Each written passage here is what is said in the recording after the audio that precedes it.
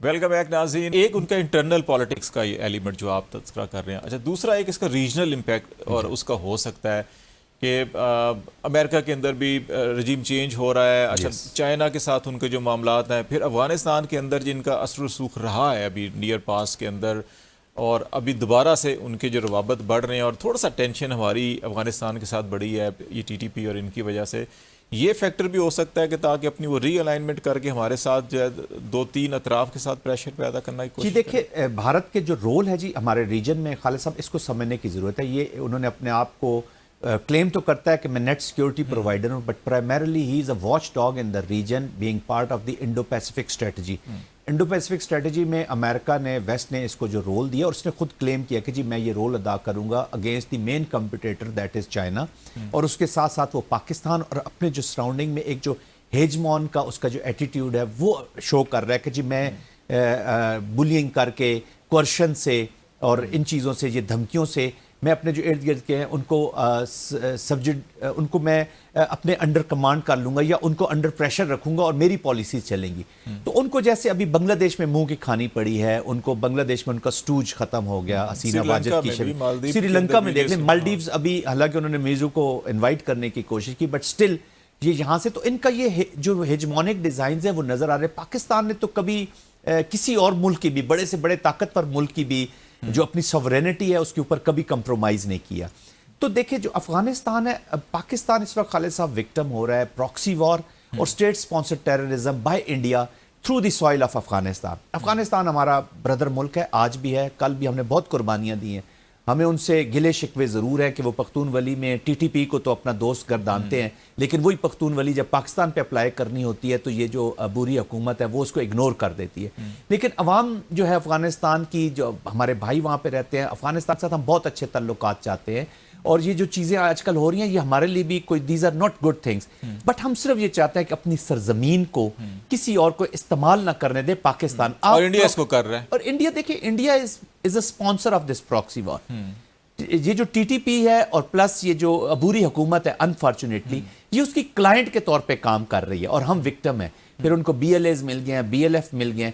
اچھا, اب یہ جو انڈیا کا یہ جو اسٹیٹ اسپانسر ٹیررزم ہے نا جی, یہ خالد صاحب صرف پاکستان میں نہیں, یہ اب ان کی پالیسی کا مین لیڈ ایلیمنٹ ہے.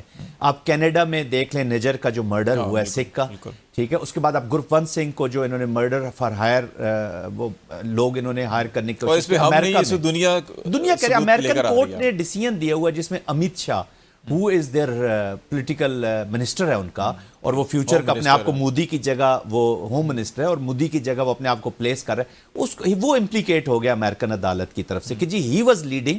تو یہ یوز آف بیشنائے گینگز, یہ جو انڈر ورلڈ ہے ان کا, جو بالی ووڈ ہے وہ بھی ایک انڈر ورلڈ کا حصہ بن گیا ہے, تو ان کو یوز. ابھی جو نخل لڑکا وہاں سے گرفتار ہو کے آیا جی, وہاں سے چیک ریپبلک سے پروبیبلی, تو اس نے کنفیس کیا ہے.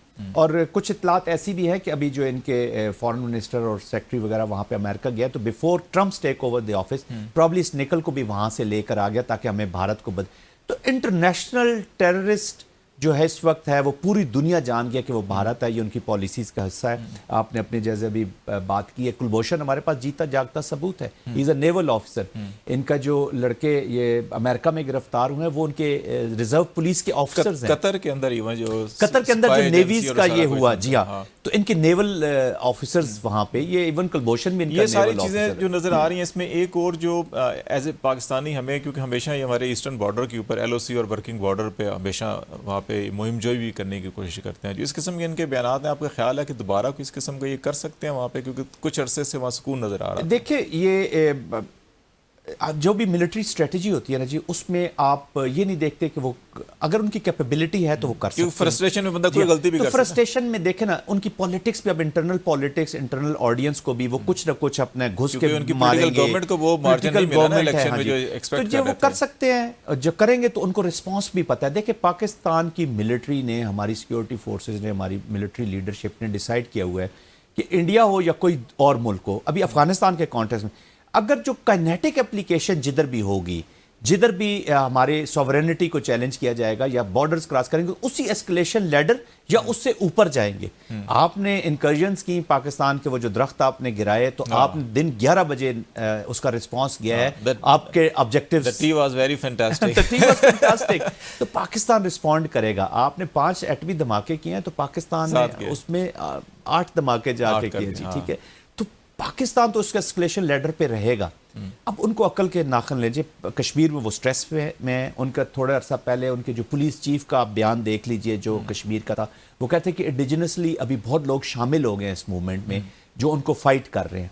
उनकी जो असेंबली सो कॉल्ड उन्होंने इलेक्ट की है, उसके बीच में देखें वहाँ पे एक रेजोल्यूशन पास होती है टू स्क्रैप 370 के खिलाफ, उस पे वो जो मीडिया चीखता है, तो ये वो आवाज़ और है ये जो सारी की सारी कश्मीर वो के चीजें अंदर थी जो बेस करती थी उनकी प्लस। तो और दूसरी आपने बात बिल्कुल सही किया कि ट्रंप के ऑफिस आने से पहले ये एक पोजीशन ले रहे हैं ताकि एक अभी से एक माहौल बनाया जा सके। Thank you very much jealous साहब। जायद महमूद साहब हमारे से बातचीत। डेफिनेटली बहुत सी इस वक्त दुनिया के अंदर बहुत सी अपॉर्चुनिटीज़ पैदा हो रही हैं, और वो इकोनॉमिक ग्रोथ की, रीजनल कनेक्टिविटी की, अगर दोनों ममालिक और बिलखुसूस इंडिया, अगर बड़ा मुल्क अपने आप को कहता है तो उसको इन अपॉर्चुनिटीज़ को सामने रख कर फ़ायदा उठाना चाहिए, रैदर दैन कि हम टेंशन क्रिएट करके, इल्ज़ाम करके उन अपॉर्चुनिटीज़ को ज़ाया करें। वो मेरे ख्याल है इंडिया के हक़ में भी नहीं होगी, रीजन के हक़ में भी नहीं होगी। तो ये चीज़ें बड़ी समझने की हैं। फ़िलहाल इतना ही। खालिद जमील को इजाज़त दीजिए। अल्लाह हाफ़िज़।